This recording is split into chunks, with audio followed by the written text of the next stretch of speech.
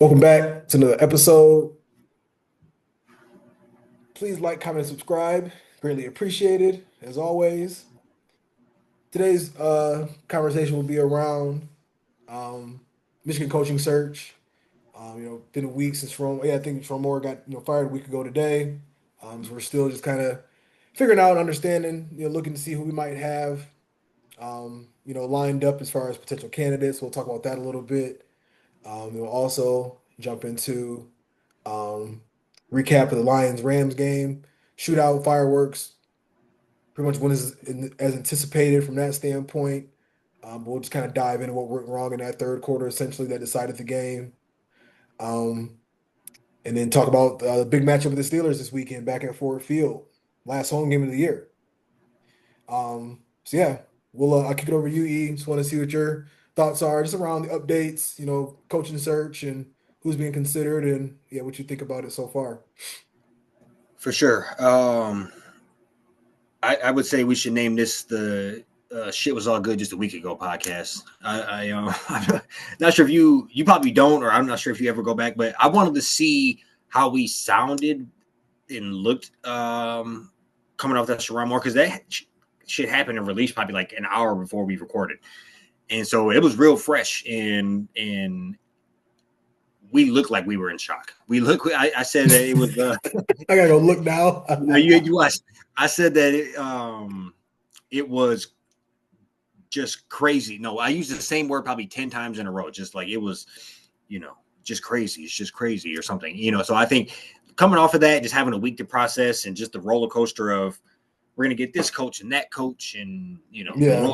that. And if you stay off Twitter, if you want any sanity as far as that goes, you'll see every press conference, every coach from here to Mississippi, as far as put a microphone in their face to see what they think about the Michigan job. So,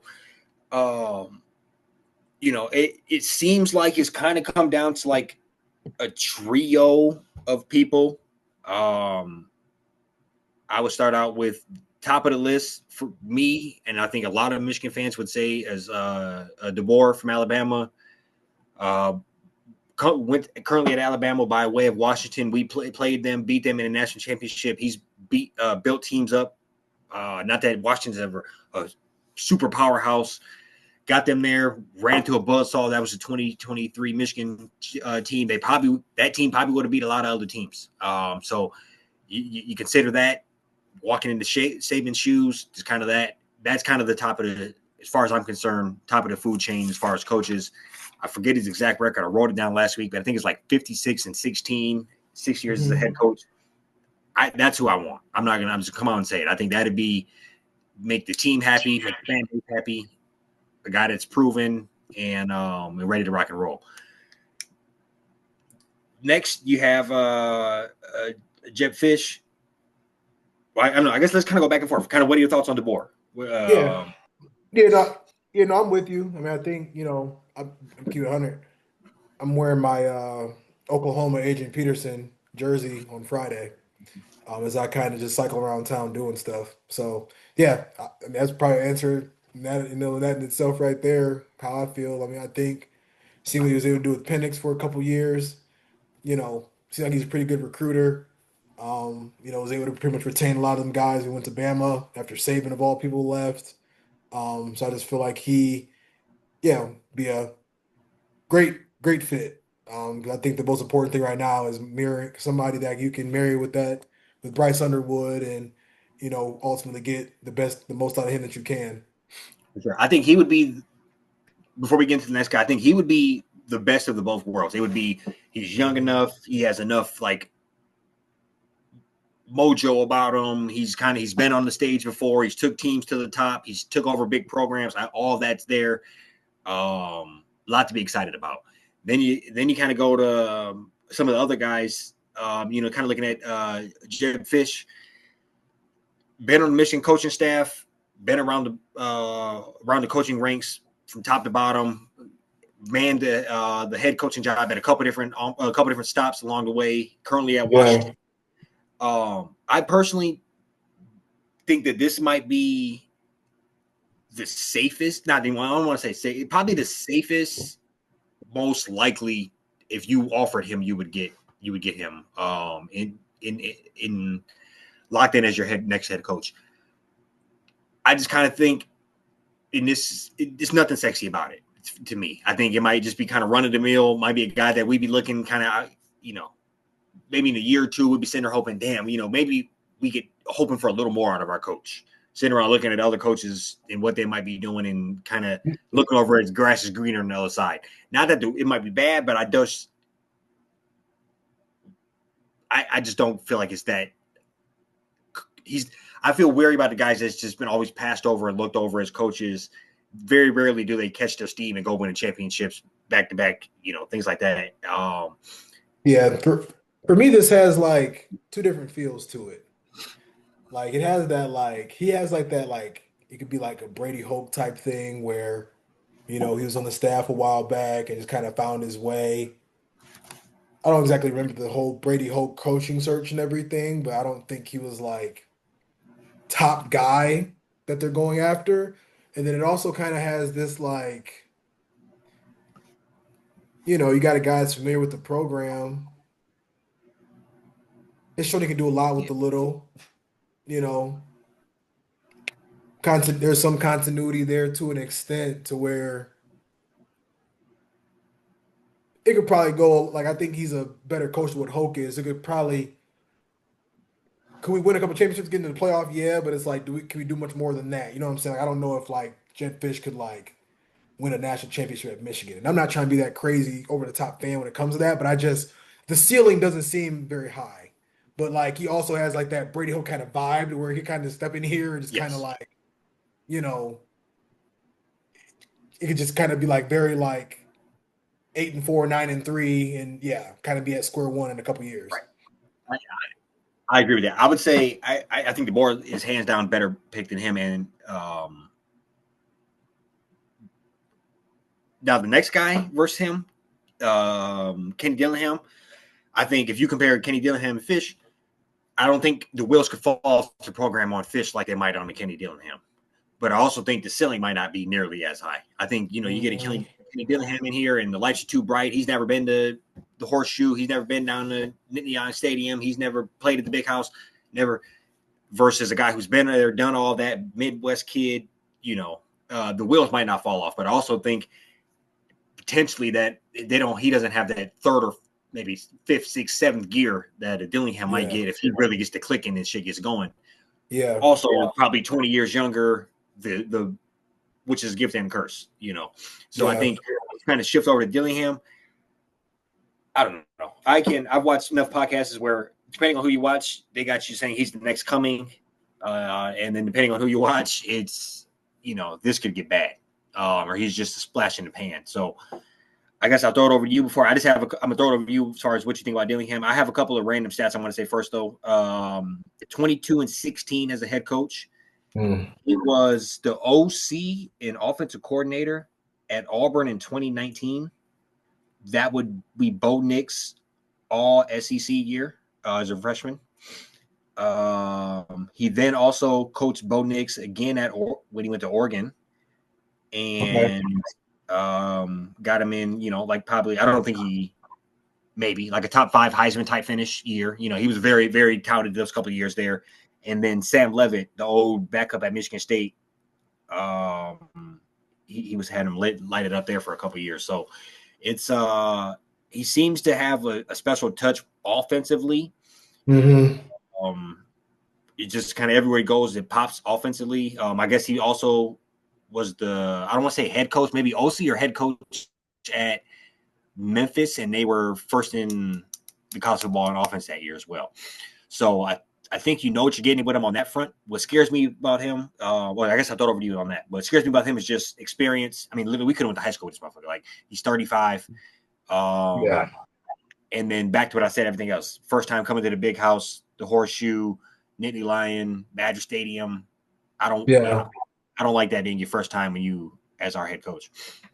No, I'm with you there, man. No, I echo a lot of that. I mean, I think my biggest thing sticks out to me, like you said, is just like the experience. I mean, you can kind of see the potential.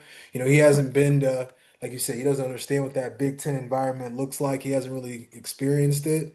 I think one thing, like, pretty impressive to kind of, well, like I kind of feel like I didn't mean to say impressive, but I kind of feel like for some reason that Texas Arizona State playoff game kind of is kind of giving him more of an aura than I think he really has. Because people forgetting that game, they were down like 21. Like granted, Yeah, they came back with like double overtime and everything, but they were kind of like drilled in the wall. it's kind of the Yeah, equivalent of like what happened with James Franklin this year to where or last year to where like they just like the success kind of has like it's like extra calories. You know what I'm saying? Like uh air calories, whatever you want to call it. Like, you know what I'm saying? So I don't know. Like, there's not as much. I guess like there's not as much meat on the bone with Dillingham as like he's being perceived. I guess that's kind of like my initial thing. yeah, I can see the potential, like you said. Like he did have a guy Sam Levitt, like great quarterback. Played pretty well. He's recruited like I think it was wide receiver that probably go first round. Put a couple guys in the league. The couple years he's been there, but I think other than that, like I don't know. I think I'm a lot higher on like Drinkwitz, who's somebody probably really not going to even be in the top three or four than Dillingham. To be honest with you, I yeah. I don't know. agree. Yeah, it's just I think with him it is like high risk, high reward. I think it's a real gamble because I think you're putting the program in the hands of another young guy, another unproven Yeah. guy, another guy that if the couple things didn't go right, he could damn near be a grad assistant somewhere. Like he. So I agree. You're putting a lot on the plate of a young guy. And Hmm. you look at the other two coaches. There is some. I think there's something about experience, something about being around the block. Um, you know, and the other random thing. Not that I really, really think this matters, but as far as I can tell, I don't think this dude even played college football anywhere, which is also kind of odd to me. So it's like, what the fuck were you doing basically to get back into football? Like, were you just one of them guys? I don't know. It's kind of interesting. Yeah. Um, Yeah. I I read don't on one know. side. I read on one side he's 5'5", but That short? he yeah, that's what it said on Wow. one side. Um, Okay. but no, in general, man, it's crazy that we're in this situation, and Yeah. Yeah. No, I agree. It's it's really weird. And I don't know. I do want to talk about I thought this guy's name was Elijah, but I guess it's Elijah yeah, Drinkwitz. At no least on J. yeah, at least on Wikipedia there's no J. Or like Google, yeah, I'm looking at I've Google seen it, but because no J a bunch of places. Yeah, yeah, but I think it usually goes by Eli. But I don't know. I just want to rattle off some of his stuff. I think this is kind of a dark horse guy. I think what I like about him from anything, he's kind of taken like a tier two, tier three type SEC team or like SEC team, and first couple years, or even back farther than that, he was at Appalachian State, 12-1. Um, before going to Missouri, 5-5, COVID year. Year after that, 6-6, lost a bowl game. 6-7, 6-6 the year after that, lost a bowl game. But the last 2 years, 11-2, like we talked about yesterday, beat Ohio in the Cotton Bowl.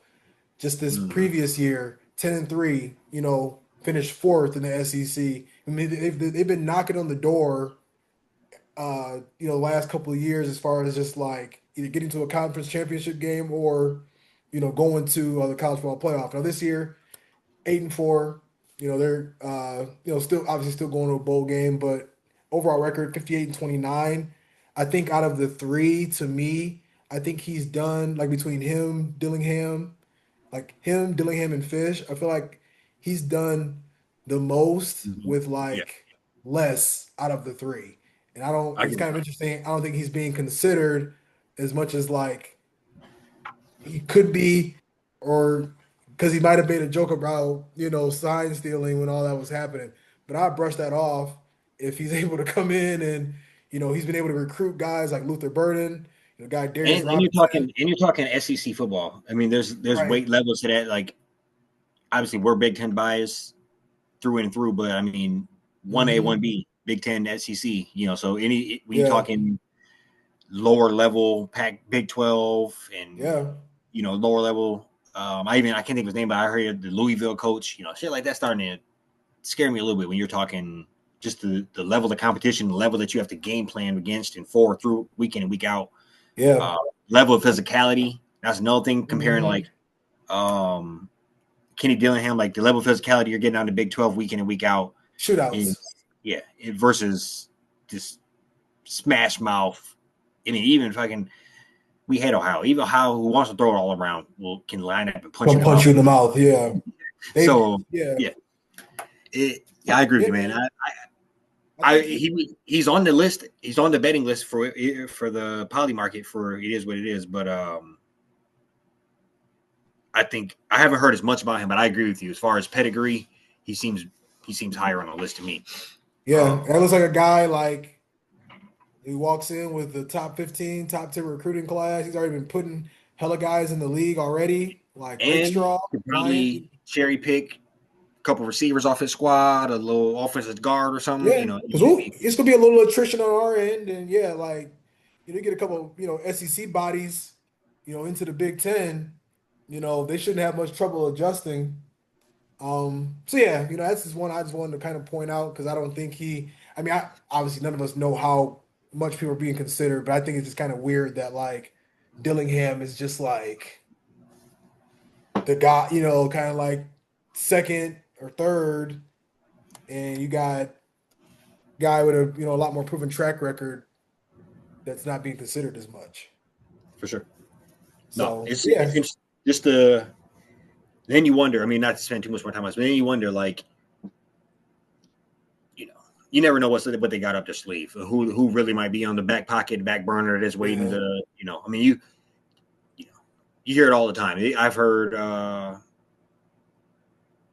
historically, guys that they're just waiting to lose or whatever, or, just that type of deal. So it might be DeBoer's already a done deal. It might be whoever's already a done deal. I just hope, I do hope that's the case, and they already got a plan versus scrambling. Because, like you said, if we're sitting here next week and we don't have a coach, it's gonna be trouble. Yeah, for sure. Yeah. I do think somebody gets hired by like Christmas. Mm-hmm.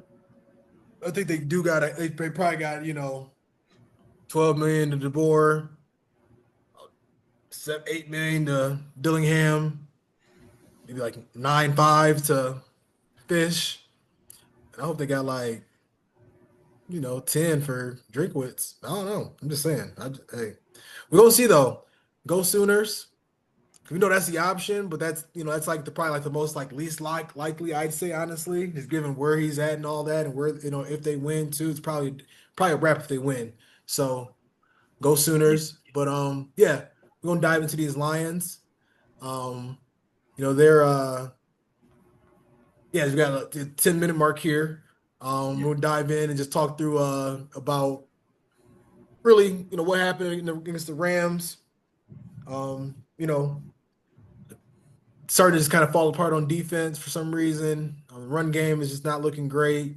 We're still who we are, just kind of able to get up and down the field on people, but stuff is just not clean, and it essentially cost us in that third quarter.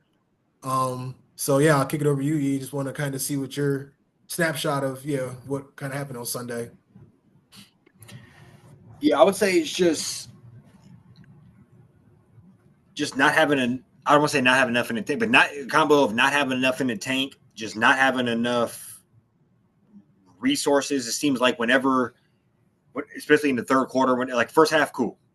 We had the game, we had to bleed, we're going up and down. I guess right before half, we let them get a cheap, moved the ball down the field on us cheap. But up until that point, we had played very sound. Yeah.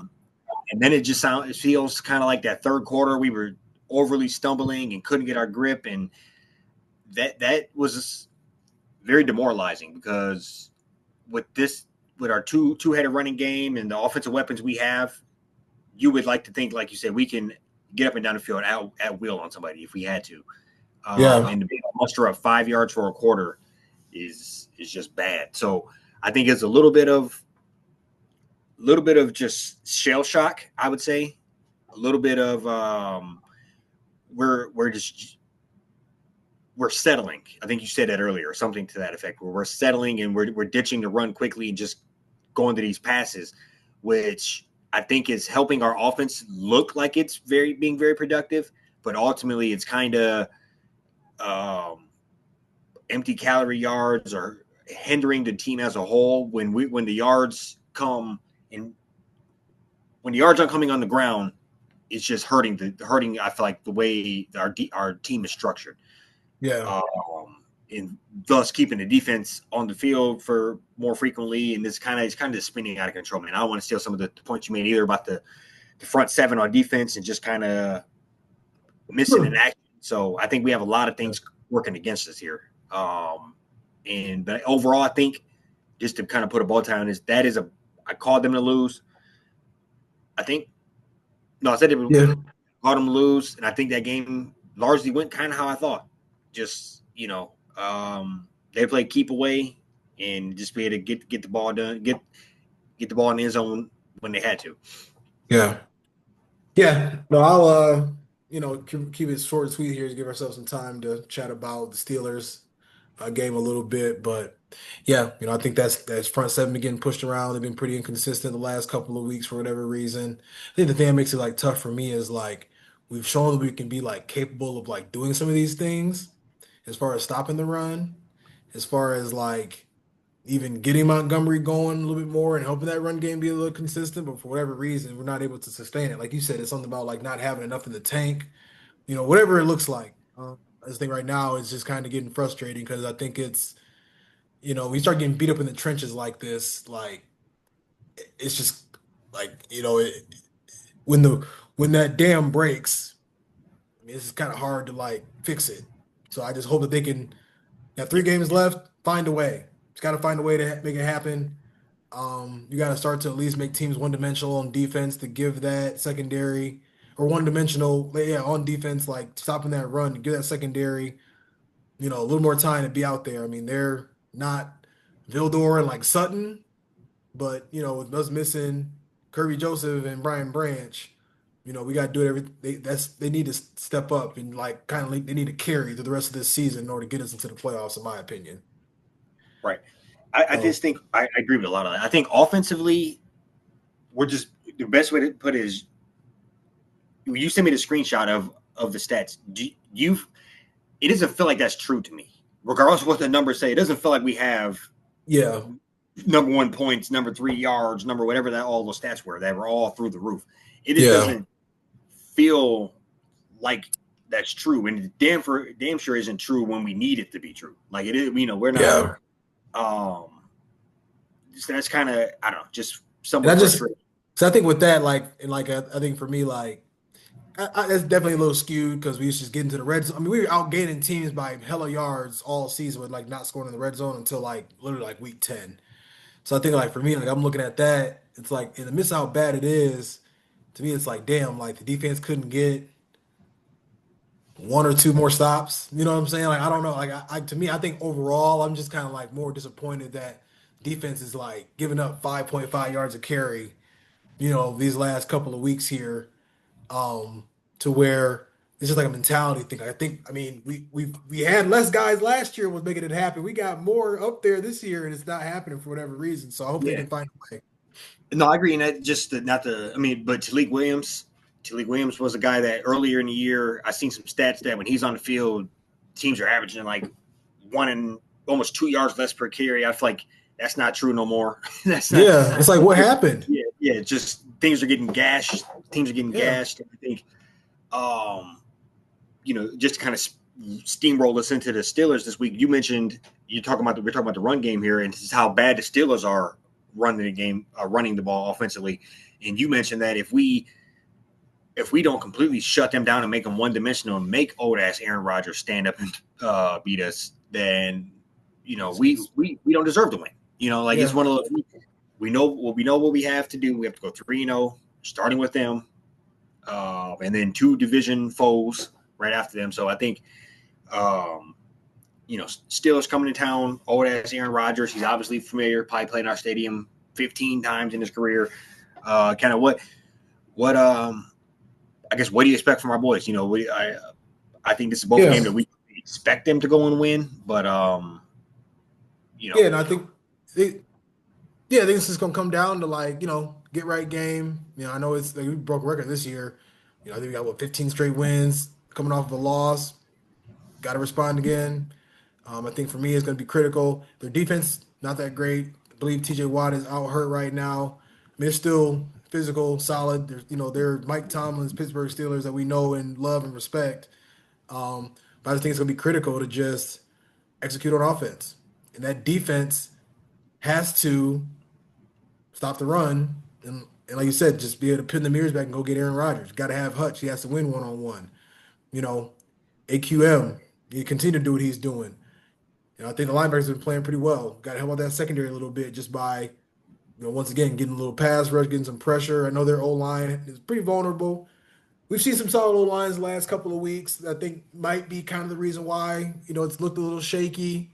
But, I think this is one of the weeks where you gotta just go get after them and, um, you know, turn, get a turnover or two.